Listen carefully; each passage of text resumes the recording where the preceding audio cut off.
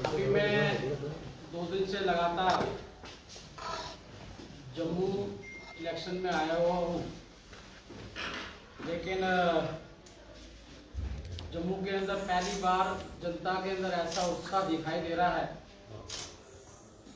जो डॉक्टर भीमराव अंबेडकर जी ने वोट का अधिकार दिया था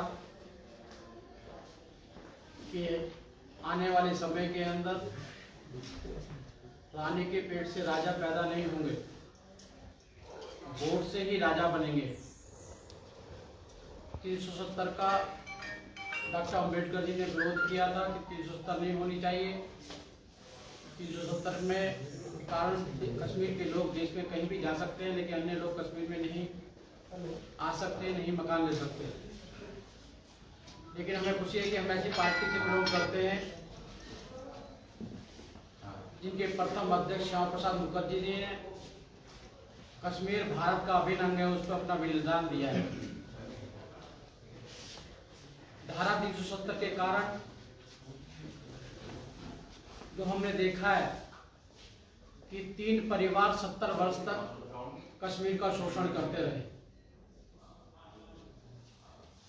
अब्दुल्ला परिवार हो, मुफ्ती परिवार हो, नेहरू गांधी परिवार हो, ये 3 परिवार। हमारी कल्पना ये थी कि छोटी छोटी रियासतें बनकर मिलकर एक भारत बनेंगे। वोट का अधिकार मिला है तो इससे ये रियासतें नहीं चलेंगी, लेकिन यहाँ पर इन 3 रियासतों ने 70 वर्ष तक कब्जा कर रखा था। आज 370 हटने के बाद में जैसा पूरा देश के अंदर करीब 85% लोग आदरणीय नरेंद्र मोदी जी को पसंद करते हैं। आपने देखा होगा कल ही राजस्थान का रिजल्ट भी आया है, जब कांग्रेस की सरकार थी वहाँ लोकल बॉडी के चुनाव में हमने भारी भरकम तरीके से जीत हासिल की है। उससे पूर्व भी बिहार है, अन्य बाई इलेक्शन है जिसमें हमारा स्ट्राइक रेट 67% आया है। आज देश की जनता ने मन बना लिया है, वह नरेंद्र मोदी जी पर विश्वास करते हैं और उस विश्वास के तहत ही उनको लगता है कि नरेंद्र मोदी के नेतृत्व में ही राष्ट्र एकजुट और मजबूत रह सकता है। अनेकों योजनाएं उसका परिणाम भी है कि मुझे ध्यान आता है कि जब 2013 के अंदर पार्लियामेंट में डिबेट चल रही थी, गरीबी की रेखा के नीचे कौन है और अमीर कौन है, तो उसमें निर्धारित वो 32 रुपए कमाने वाला अमीर है, उससे नीचे गरीब है। कांग्रेस लोग गरीबों का मजाक उड़ा रहे थे, गरीबी हटाओ का नारा देकर बार बार वो जीत कर आते रहे। गरीबी के बारे में जिस प्रकार से मजाक पार्लियामेंट में उड़ाया गया कि 12 रुपए का खाना भी मिलता है, 5 रुपए का भी खाना मिलता है जामा मस्जिद पर, लेकिन कांग्रेसियों को नहीं मालूम कि खाने के साथ साथ मेडिकल सुविधाओं की आवश्यकता भी पड़ती है, बच्चों को पढ़ाई की भी जरूरत पड़ती है, कपड़ों की भी जरूरत पड़ती है, अनेक जरूरतों को पूरा करने के लिए भी पैसा चाहिए होता है। लेकिन उस रिपोर्ट के बाद में जब चर्चा हुई तो NC Sharma committee, Tendulkar committee, इस सभी कमेटियों की रिपोर्ट थी कि 45% एवरेज लगाए तो 45% लोग गरीबी की रेखा के नीचे हैं। और जब उनसे पूछा गया कि यह आंकड़ा कहां से आया, बड़े दुख की बात है कि कांग्रेस की बैठी हुई कमेटियों ने ही ये आंकड़ा प्रस्तुत किया कि ये वो लोग हैं, हमने घर घर जाकर सर्वे किया, ये वो लोग हैं जिनको पीने का पानी नहीं मिलता, बिजली नहीं मिलती, पक्की छत नहीं है, जिनके घर में साइकिल है, मोटरसाइकिल तो दूर की बात है। ऐसे लोग हैं, पति कैसे जी रहे हैं, कैसे मर रहे हैं, शिक्षा की कोई सुविधा वहां पर नहीं है।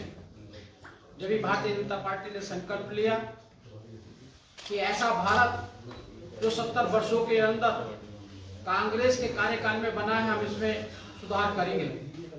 और 2014 में जब हमारी सरकार आई तो आपने देखा होगा नरेंद्र मोदी जी की सारी योजनाएं, जनधन योजना जिसके द्वारा खाते खोले गए, उसका एक लक्ष्य था।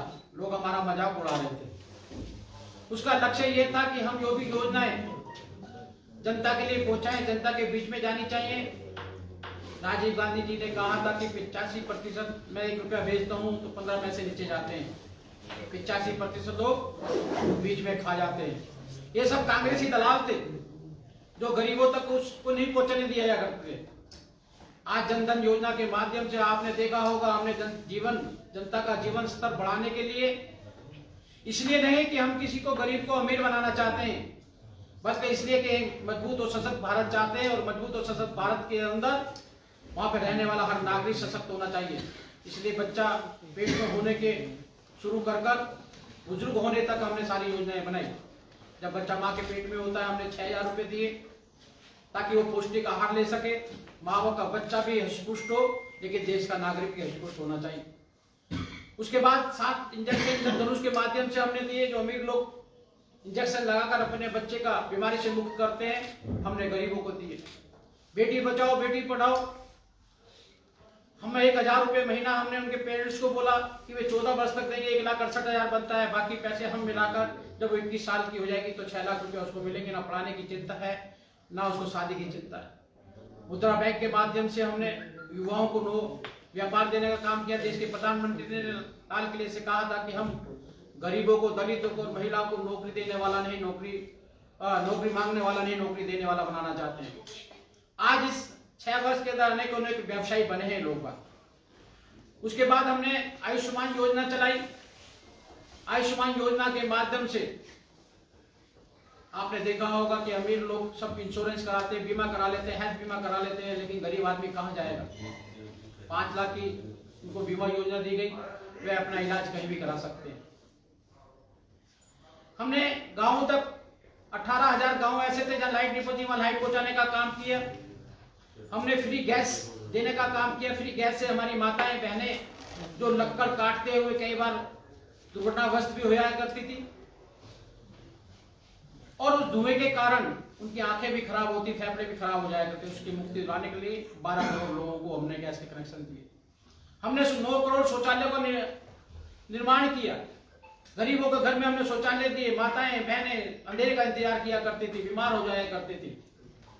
और ये नहीं, हमने जीवन बीमा 330 के अंदर जो 2 लाख की बीमा करीब 7,000 के रुपए के करीब एनुअल जाता है उसका, लेकिन हमने 330 रुपए गरीबों को 2 लाख की बीमा योजना दी।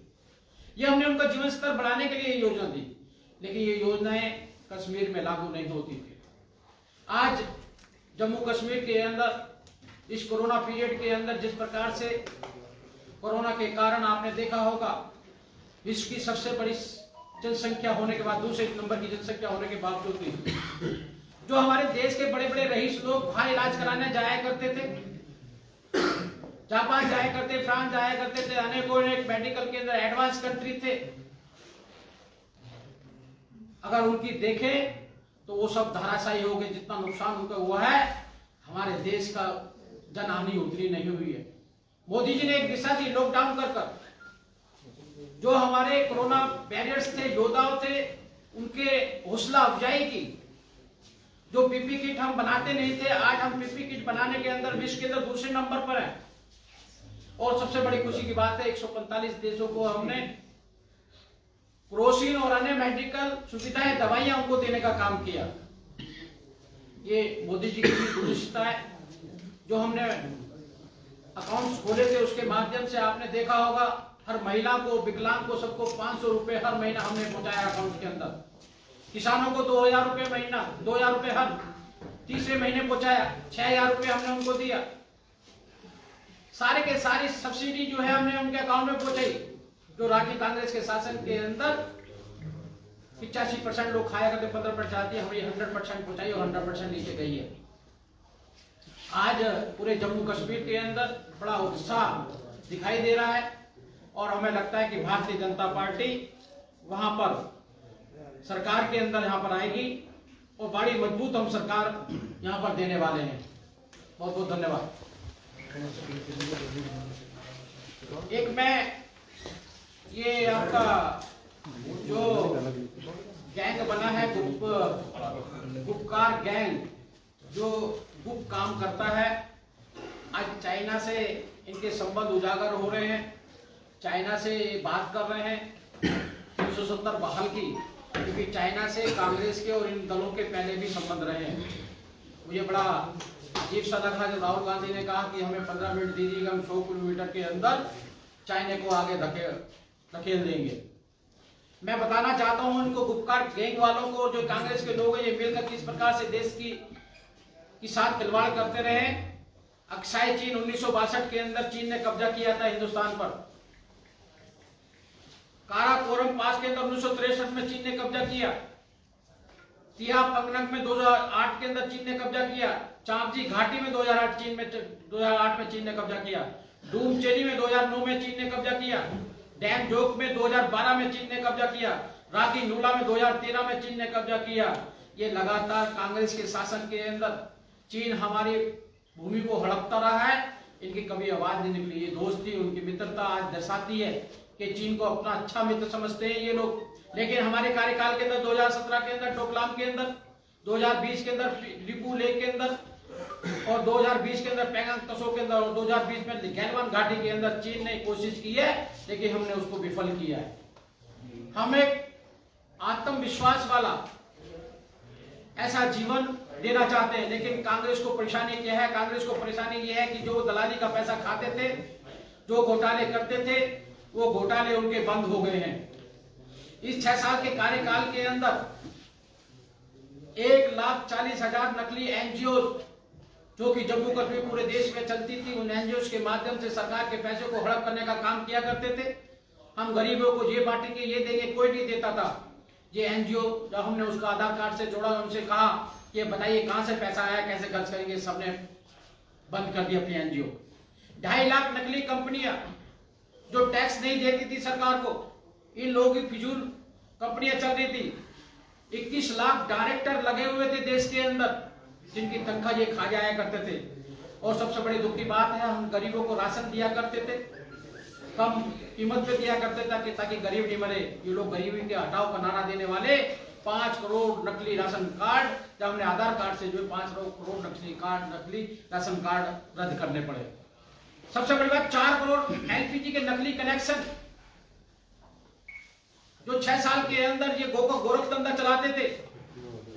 और सबसे बड़ी दुख की बात है, मनरेगा करते रहते हैं, गरीब को खाली 100 दिन का काम दिया करते थे ये लोग मनरेगा के माध्यम से।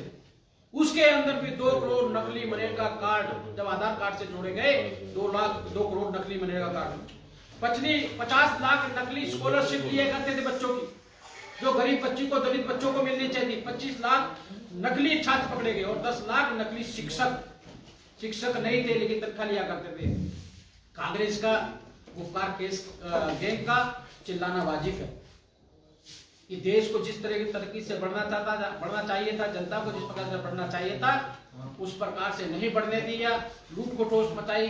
और आज पूरा कश्मीर, जम्मू और कश्मीर खुशहाल दिखाई देता है। पहली बार मैंने कल पूछा लोगों से, 40% 50% पोलिंग हो रही है और वो खुद अपने आप वोट डालने जा रहे हैं। पहले 15-20%। और जो लोग कहा करते थे हम वोट में भाग ले लेंगे, आज वो भी लोग वोटिंग के अंदर भाग ले रहे हैं। बहुत बहुत धन्यवाद।